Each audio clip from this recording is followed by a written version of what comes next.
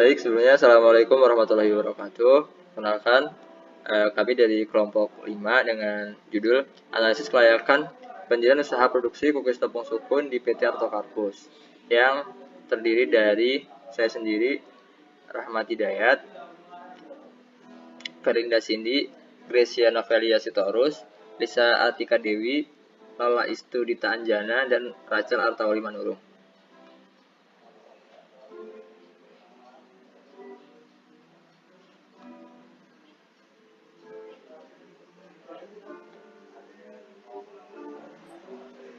Yang pertama yaitu bab 1 pendahuluan.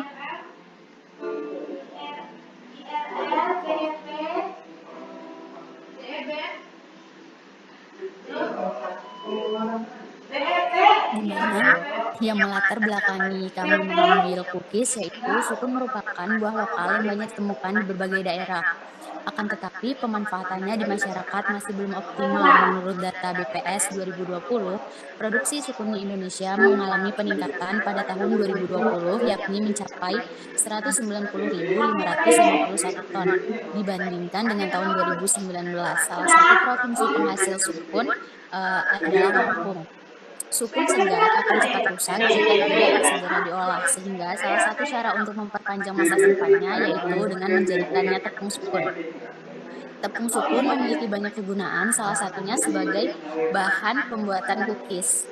Cookies merupakan salah satu jenis makanan ringan yang digemari oleh penduduk Indonesia. Menurut data BPS 2018, rata-rata konsumsi cookies sebesar 33.314 kilo per tahun.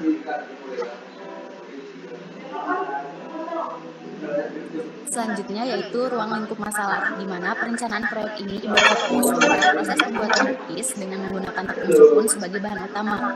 Tahap awal melibatkan pengolahan sukun menjadi tepung, kemudian digunakan untuk membuat cookies. Aspek yang ditinjau yaitu yang pertama aspek produk, kedua aspek teknis dan teknologis, aspek manajemen dan organisasi, aspek lingkungan, aspek hukum dan peraturan, aspek ekonomi dan keuangan, dan aspek pasar.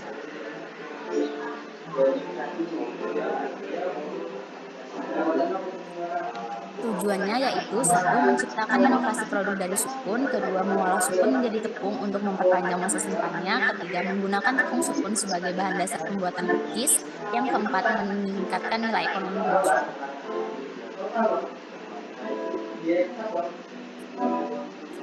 Selanjutnya yaitu bab 2 konsep produk.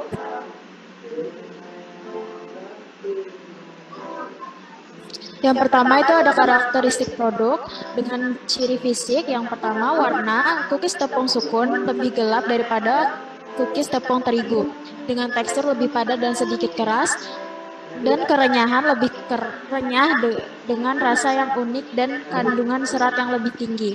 Selanjutnya yaitu ada ciri kimia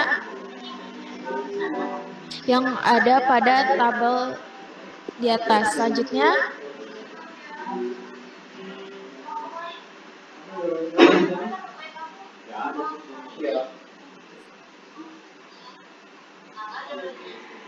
ada organoleptik dengan rasa sedikit manis dan berserat, khas rasa sukun, aroma yang cenderung harum dan alami dibandingkan cookies tepung biasa, dengan tekstur yang lebih padat dibandingkan cookies tepung terigu biasa, dan warna yang lebih gelap.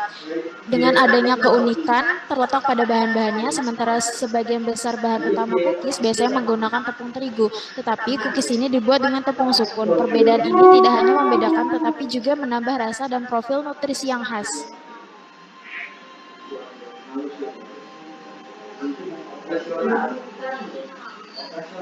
Jadi ada kemasan dengan label yang bertuliskan sukun cookies, dengan kemasan primer dengan menggunakan plastik, dan kemasan sekunder dengan menggunakan kardus, dan kemasan tersier dengan menggunakan box kardus.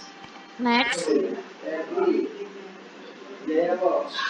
Dengan adanya keunggulan, yang pertama itu nilai gizi tinggi, dua potensial untuk produk, 3 alternatif produk lokal, 4 tekstur yang unik. Dan kelemahan yaitu yang pertama penerimaan konsumennya, dan yang terakhir yaitu harganya.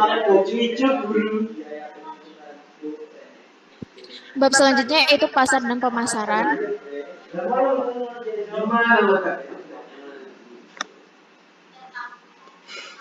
Anaknya gampang panikan guru.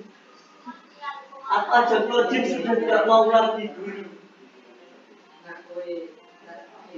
Kalau berikan ceceran guru.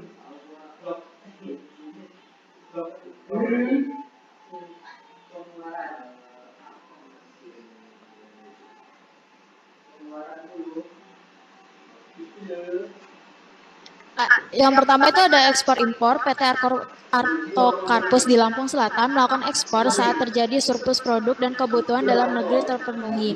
Produk cookies berbahan dasar sukun diekspor ke berbagai negara dengan potensi pasar yang signifikan. Kegiatan ekspor ini meningkatkan nilai produk dan memberikan kontribusi terhadap perolehan devisa PT Artokarpus.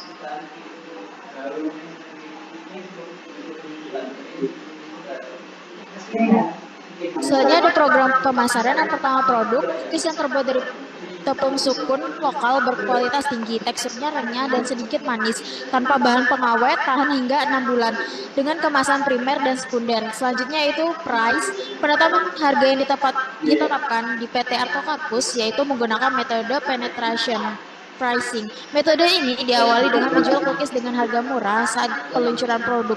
Namun, setelah produk dikenali masyarakat, harga jual akan dinaikkan agar sesuai dengan harga pasar cookies rendah gluten.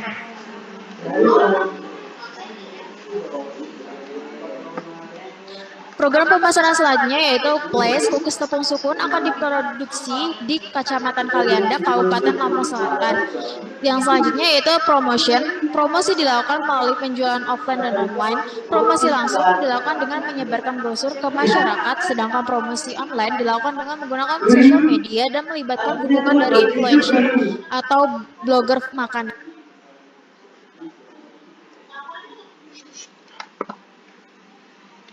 Apel panik gitu. Kumpul sisuk. Oke, mantap.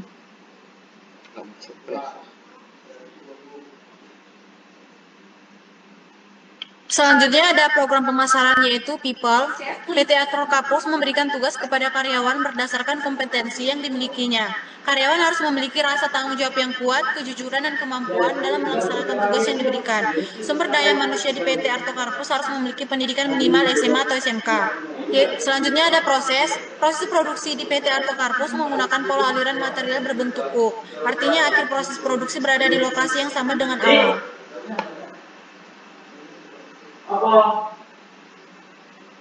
Selanjutnya ada physical evidence. Bukti fisik cookies dari tepung sukun dapat dilihat dari berbagai aspek yang mencerminkan kualitas dan daya tarik produk. Label kemasan mencantumkan nama produk, logo, daftar bahan, informasi nutrisi, tanggal produksi, tanggal kadaluarsa dan berat bersih untuk memastikan konsumen menerima informasi yang jelas. Sertifikasi halal dan persetujuan BPOM juga merupakan bagian penting dari bukti fisik yang meningkatkan kepercayaan konsumen. Selanjutnya ada strategi pemasaran yaitu segmentation. Yang pertama geografis. PT Artokarpus merupakan industri makanan yang memproduksi cookies dari tepung sukun berlokasi di Kalianda, Lampung Selatan. Dengan lokasi yang strategis di Lampung Selatan, cookies sukun akan dipasarkan hingga ke pusat kota Bandar Lampung. Produk tersebut dijual secara offline dan online dengan total penjualan sebanyak 10.798,5 potong per minggu. Selanjutnya ada demografi yang dimana cookies tepung sukun ini dikonsumsi oleh remaja hingga orang dewasa setengah baya berusia 10 hingga 54 tahun. Rentang usia ini menjadi sasaran karena mereka umumnya mempunyai cemilan manis dan renyah seperti kue. Selanjutnya ada segmentation psikografis yang dimana PT Artokarpus menyasar konsumen yang menyukai cookies manis dan tertarik dengan inovasi cookies. Target pasar cookies sukun adalah masyarakat dari kelas sosial bawah hingga atas karena harga jualnya terjangkau. Tepung sukun sebagai bahan utama mampu menggantikan tepung terigu. Selanjutnya ada targeting. Target pasar PT Artokarpus adalah remaja hingga dewasa berusia 10 hingga 54 tahun. Jumlah konsumen yang menjadi target konsumsi cookies adalah 14.358 orang. Target produksi cookies adalah 43,74 potong per minggu.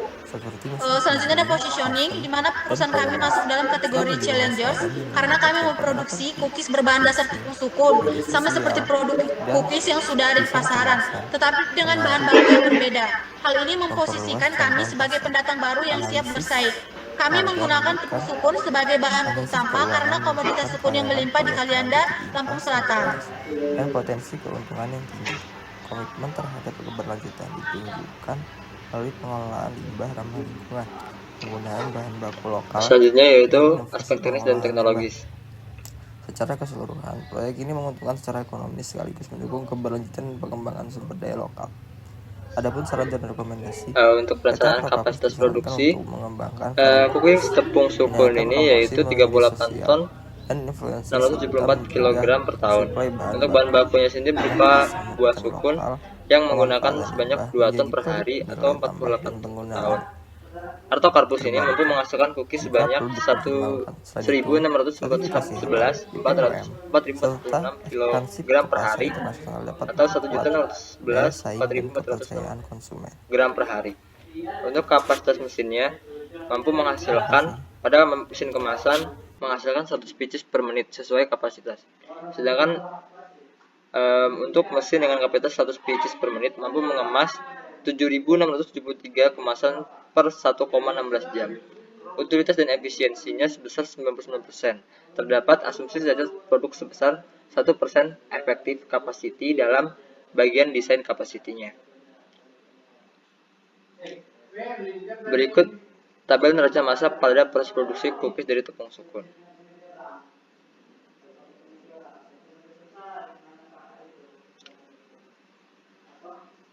Adapun bahan bakunya, yang pertama yaitu kita menganalisis kebutuhan pasokan bahan baku. PT Artokarpus mengolah sukun menjadi tepung untuk produksi kue.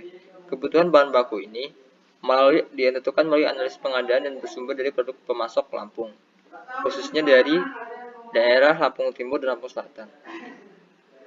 Sukun disortir, kemudian kualitas kue untuk menjamin kualitas kue yang dihasilkan. Beberapa faktor yang mempengaruhi bahan baku produk yang dihasilkan yaitu yang pertama, kualitas dari mutu tepung sukunnya sendiri. Kemudian kuantitas. PT Artokarpus mengambil sukun dari Lampung Selatan dan Lampung Timur menghasilkan 16.256 kuintal pada tahun 2023. Dengan jumlah bahan baku dan bahan penolong yang digunakan dalam 1 hari produksi jika pada tabel berikut.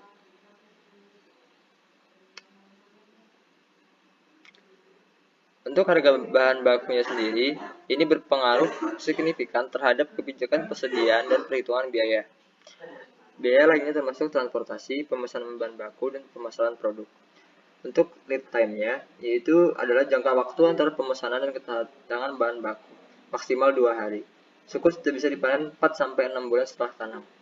Sedangkan karakteristik bahan bakunya, buah sukun berbentuk bulat hingga lonjong, berukuran 15 hingga 30 cm. Dengan daging yang lembut dan manis, buah sukun ini mampu memiliki umur simpan 2 hingga 4 hari setelah dipanen. Sistem gudang dalam produksi kami menggunakan manajemen inventaris dilakukan dengan pengiriman 2 kali seminggu, memanfaatkan sistem produksi batch untuk fleksibilitas dan kontrol kualitas. Volume bahan baku disesuaikan dengan produksi 2 ton per hari. Bahan berlebih akan disimpan di gudang. Untuk sumber bahan bakunya berasal dari Lampung Selatan yang memiliki potensial yang paling tinggi. Sistem pengadaan digunakan adalah sistem pelaksanaan menyeluruh atau blanket order.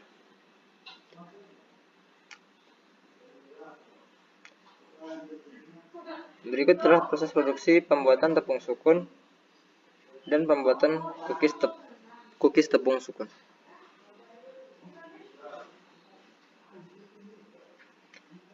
Dan berikut ini adalah mesin produksi cookies tepung sukun kami, yaitu dari wedge bridge atau jembatan timbang, filling mesin, conveyor belt, mesin pencuci, mesin pemotong, mesin pengering, mesin penggiling, sealing mesin, mesin pencampur, molding mesin, oven mesin, mesin packaging, cooling rack, and wheel loader.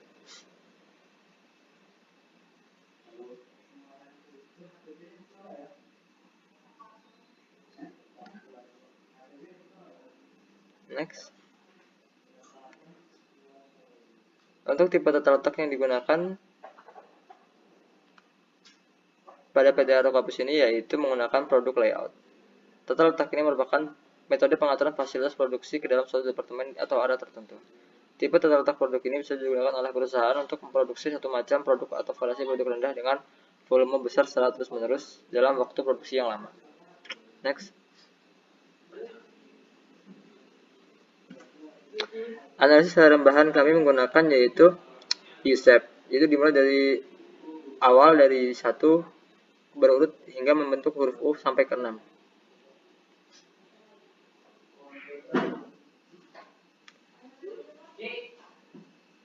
Berikut adalah analisis interaktif aktivitas atau ARC kami.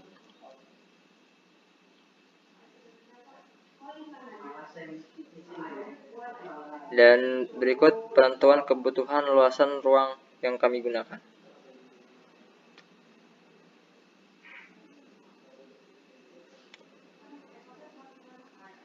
Untuk alokasi areanya dapat dilihat di tabel berikut.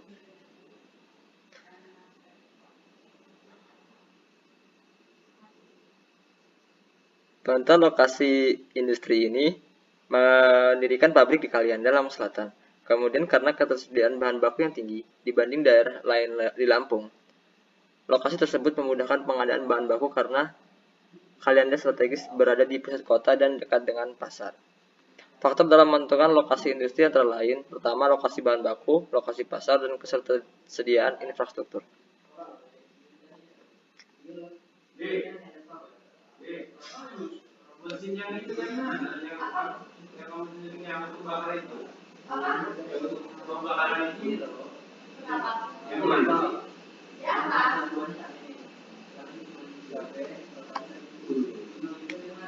Selanjutnya masuk ke bab 5, aspek manajemen dan organisasi. Next.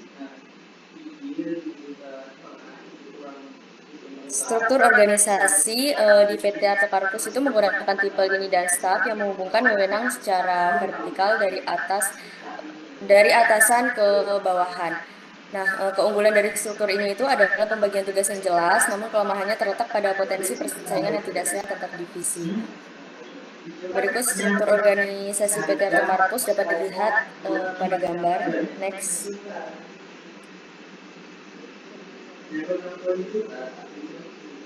Next. Selanjutnya masuk ke kebutuhan dan kualifikasi tenaga kerja. SDM adalah strategi penting bagi perusahaan untuk memastikan tenaga kerja memiliki pengetahuan, keterampilan, dan motivasi yang mendukung pencapaian tujuan bisnis. Perannya krusial dalam meningkatkan proses, efisiensi, dan hasil perusahaan. Selanjutnya ada jumlah tenaga kerja. Jumlah pekerja di PT Arto Karpus terdiri dari karyawan tetap dan tidak tetap. Jumlah karyawan tetap yaitu ada 48 orang, sementara karyawan yang tidak tetap ada 19 orang. Total karyawan yang bekerja di PT Arto Karpus sebanyak 67 orang.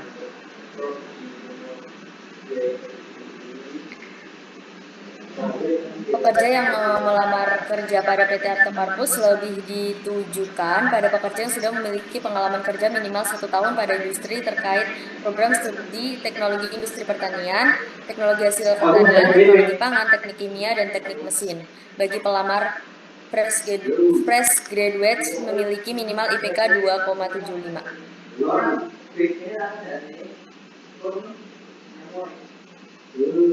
Selanjutnya, posisi PT Arto Karpus menetapkan target latar belakang pendidikan karyawan untuk menepati posisi tertentu dengan tujuan menciptakan tim yang berkualitas dan kompeten. Manajerial seperti direktur dan manajer pendidikan S1 atau S2 di bidang terkait sangat diutamakan, sedangkan untuk posisi operasional seperti staf produksi dan staf maintenance pendidikan diploma 4, diploma 3, SMA atau SMK dapat dipertimbangkan, terutama bagi yang memiliki pengalaman relevan. Selanjutnya masuk ke bab 6, itu aspek legal yuridis.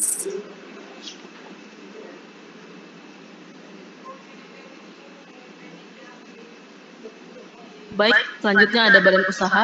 Dalam penyusunan studi kelayakan bisnis, analisis sisi yuridis sangat penting dilakukan untuk menghindari adanya proyek fiktif atau perusahaan-perusahaan yang beroperasi secara ilegal. Evaluasi aspek yuridis mengenai yang pertama bentuk badan hukum perusahaan, yang kedua legalitas pelaksanaan proyek, apakah perusahaan beroperasi sesuai izin yang diberikan oleh pemerintah setempat, yang ketiga ada identitas pelaksanaan proyek, yang keempat ada lokasi pelaksanaan proyek, yang kelima ada waktu pelaksanaan proyek, yang keenam ada cara pelaksanaan proyek.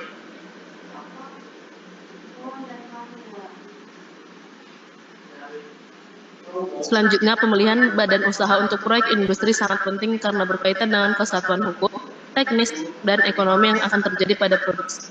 Badan usaha adalah kesatuan organisasi dan ekonomi yang bertujuan untuk mencari keuntungan atau memberikan layanan kepada masyarakat. Sementara perusahaan adalah keempat di mana badan usaha mengelola faktor-faktor produksi. Beberapa faktor yang perlu dipertimbangkan dalam memilih badan usaha antara lain, yang pertama kemampuan finansial dan kemudahan pendirian, yang kedua kemudahan mendapatkan modal, yang ketiga perkembangan usaha, yang keempat kewajiban dari undang-undang.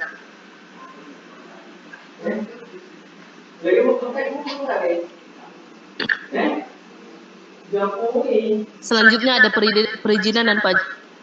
Perizinan adalah salah satu bentuk pelaksanaan fungsi peraturan dan bersifat pengendalian yang dimiliki oleh pemerintah terhadap kegiatan-kegiatan yang dilakukan oleh masyarakat. Izin ialah suatu persetujuan dari penguasa berdasarkan undang-undang atau peraturan pemerintah untuk dalam keadaan tertentu menyimpang dari ketentuan-ketentuan larangan peraturan perundang-undangan.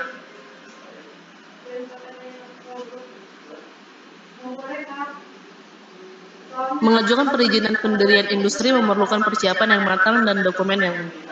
Berikut adalah beberapa hal yang perlu dipersiapkan. Yang pertama ada rencana bisnis, yang kedua ada dokumen legalitas, yang ketiga ada surat izin usaha perdagangan, yang keempat ada tanda daftar perusahaan, yang kelima ada izin lingkungan, yang keenam ada izin dari dinas terkait, yang keenam, yang ketujuh ada rencana tata kelola bangunan, yang kedelapan ada aspek kesehatan dan keselamatan kerja atau K3, yang kesembilan ada sertifikasi produk, yang kesepuluh ada persetujuan masyarakat, yang kesebelas ada dokumen lainnya.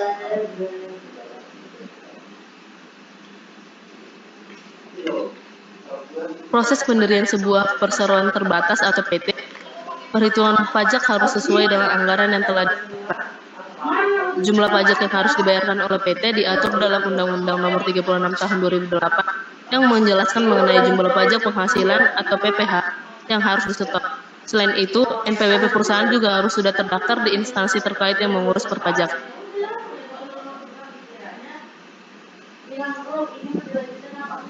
Selanjutnya ada bab 7 aspek lingkungan.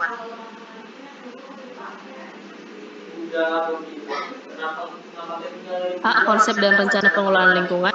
Tujuan pengelolaan lingkungan yang pertama ada meminimalkan dampak lingkungan, yang kedua ada penggunaan sumber daya yang berkelanjutan, yang ketiga ada pengurangan limbah, yang keempat ada meningkatkan kualitas produk, yang kelima ada kesadaran dan pendidikan lingkungan, yang keenam ada mendukung ekonomi lokal.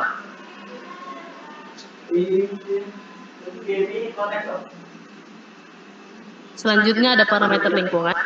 Parameter lingkungan yang harus diperhatikan adalah parameter air yang meliputi parameter kimia, fisik, biologis, dan biokimia.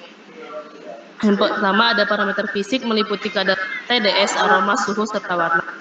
Yang kedua ada parameter kimia terdiri dari pH, fosfor, CO2, dan alkalinitas. Yang ketiga ada parameter biologis adalah berbagai mikroorganisme seperti bakteri dan virus. Yang keempat ada parameter biokimia yang terdiri dari kadar COD dan BO2.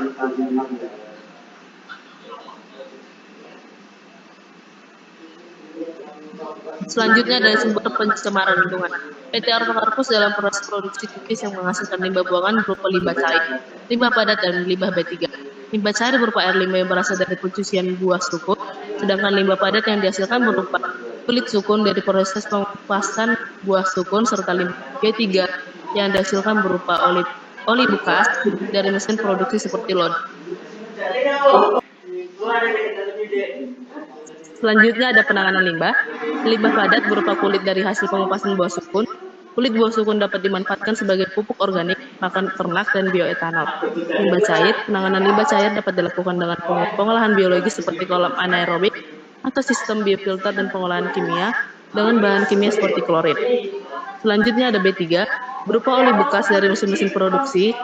Penanganannya yaitu dimasukkan ke dalam wadah seperti drum, kemudian disimpan di gudang penyimpanan.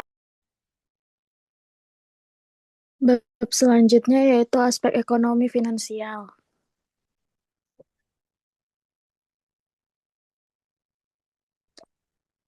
Yang pertama yaitu asumsi dasar. Analisis ekonomi finansial digunakan untuk menilai potensi keuntungan dari investasi dan mencegah investasi besar pada proyek yang tidak menguntungkan. Aspek finansial mencakup pengelolaan sumber daya keuangan untuk mencapai tujuan ekonomi, termasuk perencanaan, pengalokasian, pengawasan anggaran, investasi, dan pengelolaan risiko yang mempengaruhi kestabilan dan pertumbuhan keuangan. Selain itu, aspek ini juga melibatkan analisis laporan keuangan, pengukuran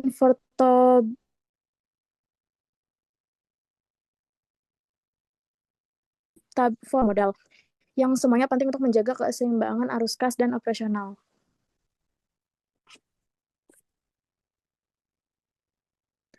Selanjutnya yaitu asumsi dasar pada yang pertama pada bahan baku dengan total semua jumlah bahan baku yaitu 3.885 sekian, dengan harga bahan baku yaitu 265.000, dengan biaya per minggu yaitu 37 juta, dan biaya per bulannya itu 148 juta, dan biaya per tahun yaitu 1 miliar.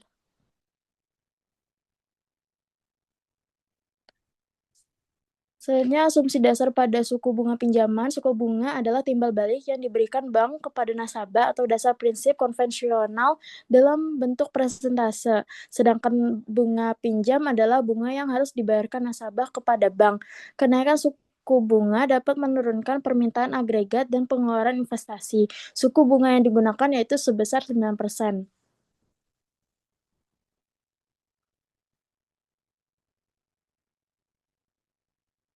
Selanjutnya yaitu biaya pemeliharaan, biaya utilitas, biaya manufaktur.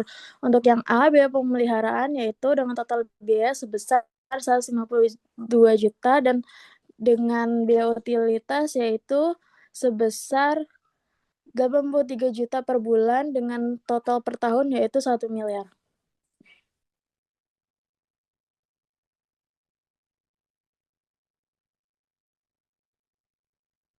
Selanjutnya ada biaya manufaktur, yang dimana totalnya itu ada 37 juta 109.100.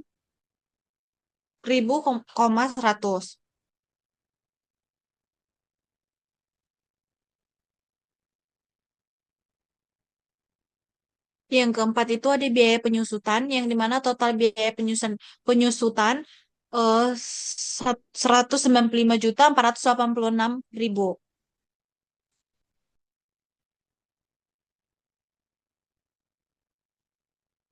Kapasitas produksi. Kapasitas produksi adalah jumlah maksimum dari output yang diproduksi dalam satuan waktu tertentu. Perusahaan harus memperhatikan kapasitas karena untuk memenuhi permintaan konsumen adalah suatu keharusan. Kapasitas mempengaruhi efisiensi biaya operasi, dan kapasitas sangat bermanfaat untuk perencanaan output, biaya pemeliharaan kapasitas, serta sangat menentukan dalam analisis kebutuhan investasi. Skenario yang digunakan dalam penentuan kapasitas produksi ada 3, yaitu skenario optimis, skenario moderat, dan skenario pesimis.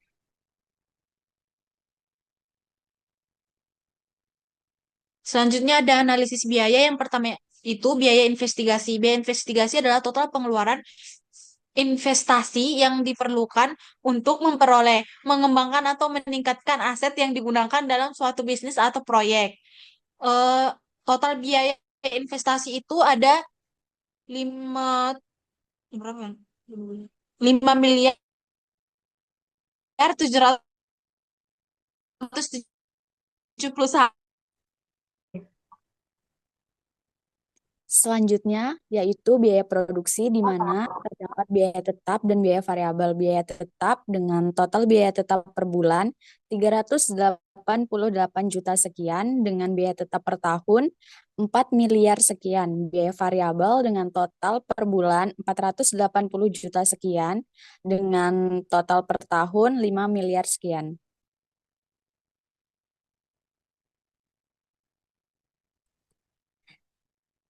Selanjutnya yaitu analisis usaha, di mana terdapat tahun 0, tahun 1, tahun 2, tahun 3, tahun 4, dan tahun 5.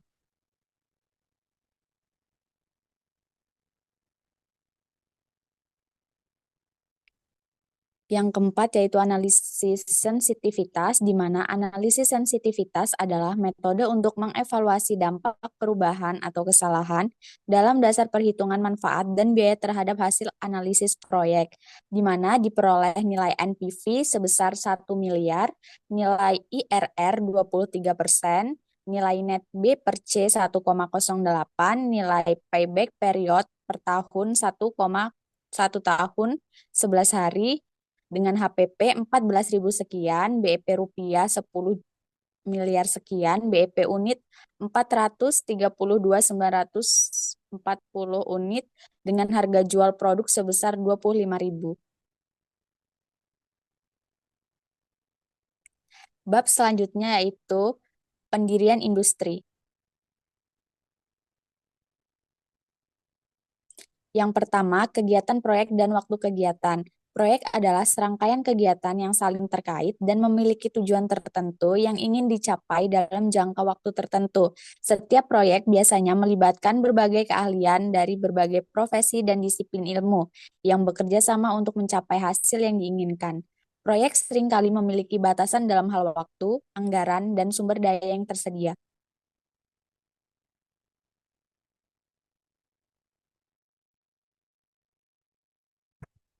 Selanjutnya ada kegiatan proyek dan waktu kegiatan. Yang pertama ada tahap perencanaan. Agar kegiatan proyek berjalan dengan lancar, diperlukan tahapan perencanaan dalam mendirikan PT Arto Karpos, yaitu yang pertama ada penyusunan visi dan misi perusahaan, yang kedua ada analisis pasar dan studi kelayakan, yang ketiga ada perencanaan struktur organisasi, yang keempat ada perencanaan anggaran, yang kelima ada penyusunan rencana kerja, yang keenam ada identifikasi risiko, yang ketujuh ada monitoring dan evaluasi. Yang kedua, tahap konstruksi. Kegiatan proyek konstruksi dibagi menjadi 3M, yaitu sumber daya manusia, yang mencakup semua pekerja yang terlibat dalam proses produksi, mulai dari tenaga kerja yang mengolah bahan baku hingga tim pengelolaan bisnis. Yang kedua, ada sumber daya bahan, yang mencakup bahan baku utama seperti tepung sukun, gula, mentega, dan bahan tambahan lainnya yang digunakan dalam pembuatan cookies. Yang ketiga ada sumber daya peralatan, mencakup mesin dan alat yang digunakan dalam proses produksi cookies, tepung sukun, seperti mixer, oven, dan sebagainya. Yang ketiga ada tahap startup. Tahapan startup dalam proyek industri adalah langkah-langkah penting setelah pembangunan fasilitas atau pabrik selesai. Proses ini meliputi pemeriksaan dan pengujian untuk memastikan bahwa semua komponen seperti mesin, sistem kontrol, dan peralatan pendukung lainnya berfungsi sesuai harapan. PT Arto Karpus dalam membangun startup, langkah-langkah yang perlu diperhatikan yaitu yang pertama ada riset pasar, yang kedua ada pengembangan produk, yang ketiga ada rencana bisnis, yang keempat ada pemasaran dan branding, yang kelima ada pengujian produk.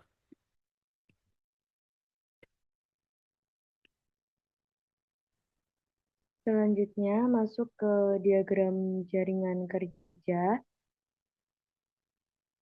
Yang pertama itu ada tabel diagram jaringan kerja. Selanjutnya terdapat gambar diagram jaringan kerja.